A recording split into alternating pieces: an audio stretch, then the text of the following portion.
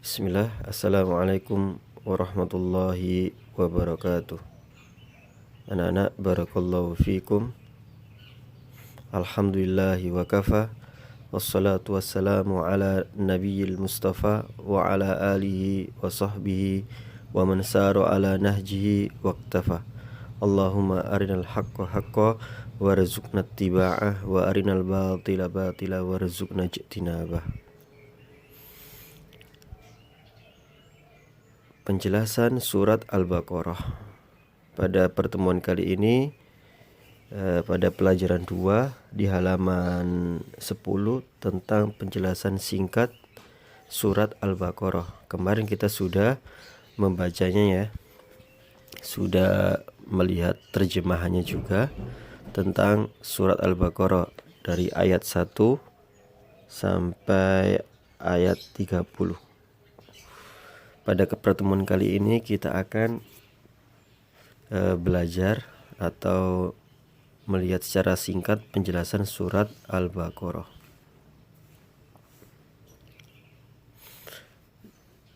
Baik. Al-Baqarah artinya adalah sapi betina. Al-Baqarah adalah sapi betina. Ya, mengapa disebut dengan surat Al-Baqarah?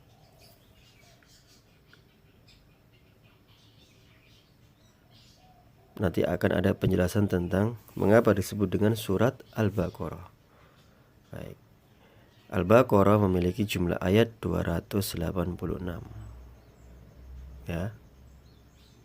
Dan surat Al-Baqarah termasuk golongan surat Madaniyah. Artinya turun di mana? Di periode Madinah atau ketika masa-masa awal beliau awal-awal beliau di Madinah. Baik. Nama lain surat Al-Baqarah adalah surat Alif Lam Mim atau surat Fustatul Quran. Baik. Diberi nama surat Alif Lam Mim karena surat ini dimulai dengan Alif Lam Mim. Maka nama lain dari surat Al-Baqarah adalah surat Alif Lam Mim. Kemudian mengapa disebut dengan diberi nama dengan Fustatul Quran atau puncak Al-Quran? Karena terdapat hukum yang tidak ada di surat lain. Ya, terdapat hukum-hukum yang tidak ada di surat lain. Hampir seluruh ayat pada surat Al-Baqarah diturunkan pada masa awal di Madinah. Jadi awal beliau Nabi SAW hijrah ke Madinah, awal-awal beliau hijrah ke Madinah atau tinggal di Madinah, surat Al-Baqarah banyak turun pada masa itu. Maka itu disebut dengan surat tergolong surat Madaniyah. Kecuali ayat 281.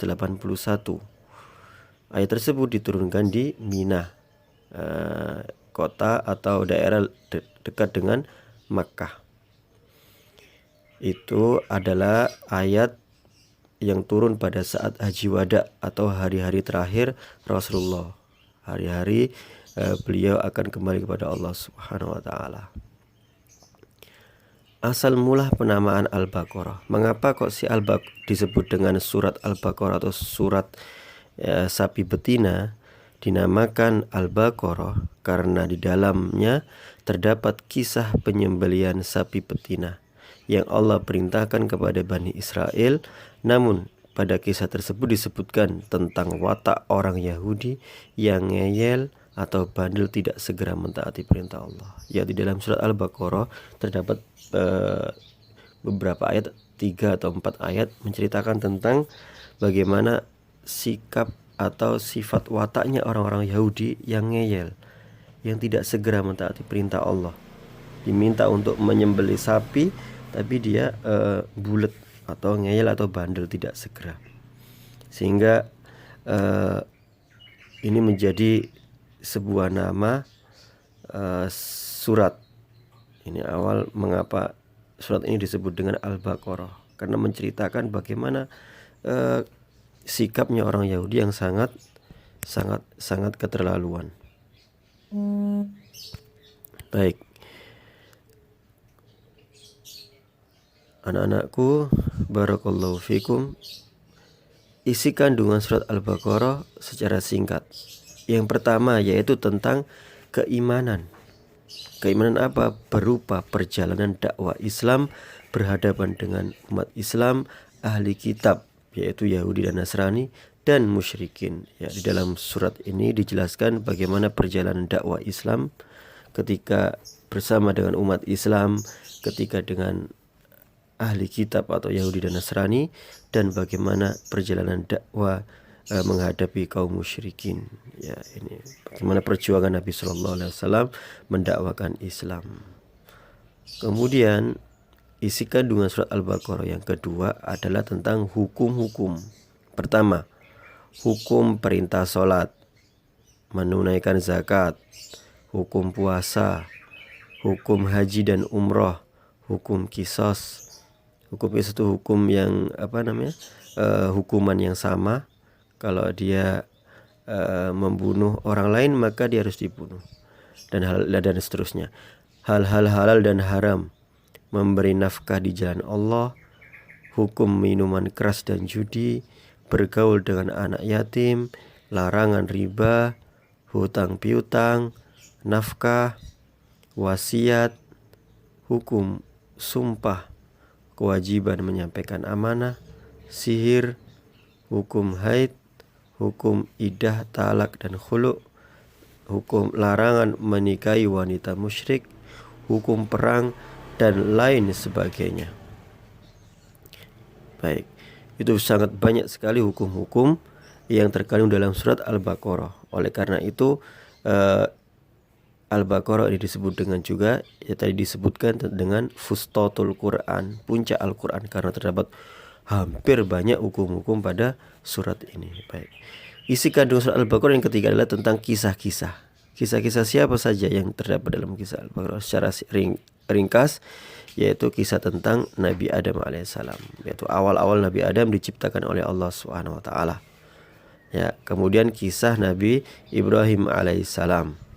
Yang ketiga yaitu kisah Nabi Musa alaihissalam. Ya. Kemudian kandungan surat Al-Baqarah yang berikutnya adalah hal-hal yang lainnya yang berkaitan dengan sifat-sifat Allah, tentang kiblat, ya perubahan kiblat yang awalnya menghadap ke timur kemudian menghadap ke barat, maksudnya ke Baitul Maqdis, kemudian menghadap ke Ka'bah. Baik, kemudian sifat-sifat orang bertakwa dan sifat orang munafik. Ya, dijelaskan juga tentang kebangkitan sesudah mati dan seterusnya. Banyak hal yang disampaikan di dalam surat Al-Baqarah. Baik, demikian yang bisa Ustaz sampaikan. Semoga bermanfaat. Aqulu qawli hadza wa jazakumullahu khairan, barakallahu fikum, syukran. Assalamualaikum warahmatullahi